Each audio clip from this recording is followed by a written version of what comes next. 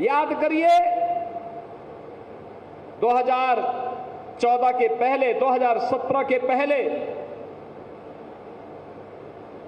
अयोध्या के, हनुमानगढ़ी के या देश भर के संत जब इधर उधर कहीं जाते थे, यात्रा के दौरान कितनी कठिनाई होती थी, कितनी परेशानी होती थी।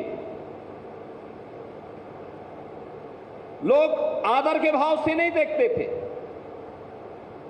लोगों के मन में सरदार सम्मान का भाव नहीं दिखता था। जो परिचित थे वे भले ही सम्मान दे दे, लेकिन कोई अपरिचित सम्मान नहीं देता था। आज मैं गारंटी के साथ कह सकता हूं, आज के दिन पर आप देश के अंदर कहीं जाएंगे, अयोध्या का नाम बोलेंगे, राम जन्मभूमि का नाम बोलेंगे, हनुमानगढ़ी का नाम बोलेंगे, सामने वाला व्यक्ति आपके सामने झुक करके आपको सम्मान देता हुआ दिखाई देगा।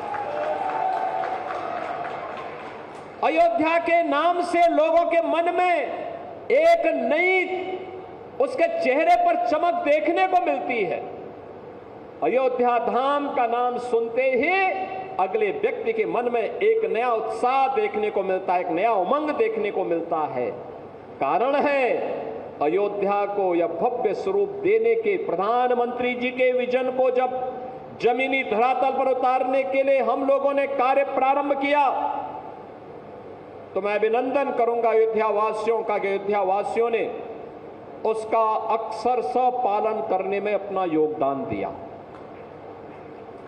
कोई विरोध नहीं, कोई प्रदर्शन नहीं, किसी को कम मिला होगा, किसी को मिल भी गया होगा, लेकिन हमारे भगवान के भव्य स्वरूप को सबके सामने वैश्विक मंच तक पहुंचाने का जो अभियान चल रहा है, इसमें मैं भी अपनी क्षमता के अनुरूप योगदान कर सकूं। अगर सेतु बंध के निर्माण में गिलहरी ने योगदान दिया है, मैं तो मनुष्य हूं, मनुष्य के रूप में ये मेरा भी योगदान होगा।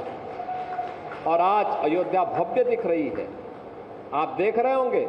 अब कोई भी अयोध्या आता है, प्रश्न नहीं खड़ा करता हमारे सामने। मुझे याद है अयोध्या के विकास के लिए हम लोग चिंतित होते थे। गोरखपीठ का अयोध्या से संबंध आज से नहीं, 3-3 पीढ़ी से अयोध्या आते थे। टूटी फूटी सड़कें, दिन में बिजली नहीं होती थी, रात्रि में भी 3 घंटे 4 घंटे मिल गई गनीमत है। गलियों में गंदगी रहती थी, घाटों में गंदगी रहती थी। राम जी की पेड़ी का पानी निकलता ही नहीं था, वहीं सड़ता रहता था। और अव्यवस्था का आलम इस कदर था, हर दूसरे दिन कर्फ्यू, बंद, अव्यवस्था, सरकार के स्तर पर अपमानित करने की कार्रवाई, लगातार प्रताड़ना की कार्रवाई। अयोध्या एक गुमनाम सिटी के रूप में अपने अस्तित्व के लिए जूझ रही थी। आज ऐसा नहीं है। याद करिए, जब पहली बार हम लोगों ने अयोध्या धाम में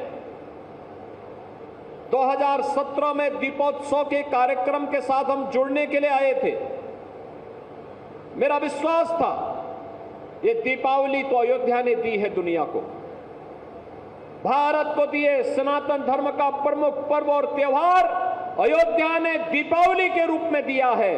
और भगवान श्री राम ने विजयादशमी का पर्व भी लंका विजय के उपलक्ष्य में इसी अयोध्या की देन है।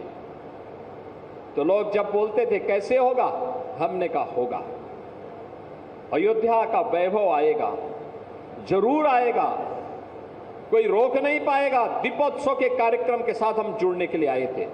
और मुझे याद है यहां के सभी पूज्य संतजन एक साथ एक मंच पर आकर के भगवान का अभिषेक करने के लिए उन्होंने भी पूरा योगदान दिया। और आज देखिए, आपकी जो कृपा उस समय थी,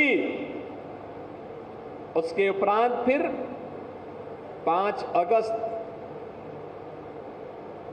2020 को जब नवंबर 19 में राम जन्मभूमि का फैसला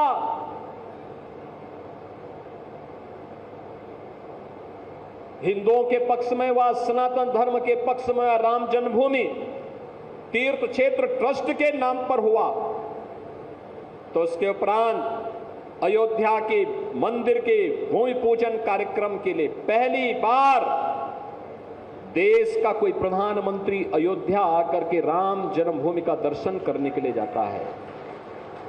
यह श्रेय भी केवल मोदी जी को दिया जा सकता है। मोदी जी पहले प्रधानमंत्री थे, अयोध्या आए। उससे पहले मुझे याद है एक दो बार कार्यक्रम बना, हमने कहा अयोध्या, उन्होंने कहा नहीं, हम लोगों का संकल्प है सौगंध राम की खाएंगे, मंदिर वहीं बनाएंगे।